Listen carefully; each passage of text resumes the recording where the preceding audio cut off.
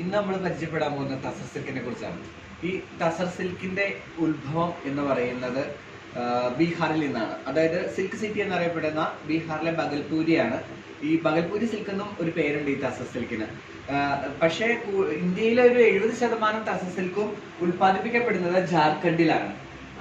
അപ്പൊ നമുക്ക് ഇന്ന് പരിചയപ്പെടാൻ പോകുന്നത് തസർ സിൽക്കിനെ കുറിച്ചാണ്.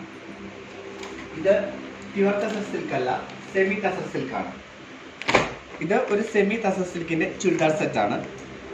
നമ്മളപ്പോൾ ഇത് പരിചയപ്പെടാൻ പോകുന്നത് ആദ്യം ഇതാണ്. നോക്കൂ, ഇതൊരു സെമി തസർ സിൽക്കിന്റെ ചുരിദാർ സെറ്റാണ്. അതിന്റെ ദുപ്പട്ട വരുന്നത് ഇങ്ങനെയാണ്. ഫുൾ ഒരു ഡിസൈനൊക്കെ ആയിട്ട്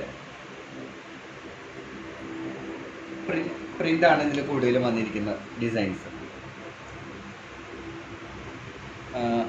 അതിന്റെ ടോപ്പ് വരുന്നത് ഫുള്ള് ആ സെയിം ഡിസൈനിൽ തന്നെ പ്രിന്റോടുകൂടിയാണ്. അതിന്റെ ബോട്ടം വന്നിരിക്കുന്നു ഒരു ലൈറ്റ് ചോക്ലേറ്റ് കളറിൽ സാറ്റിൻ സിൽക്കാണ്. അതുപോലെ തന്നെ തസർ സിൽക്കിന്റെ പ്യുവർ സാരി നമുക്ക് പരിചയപ്പെടാം.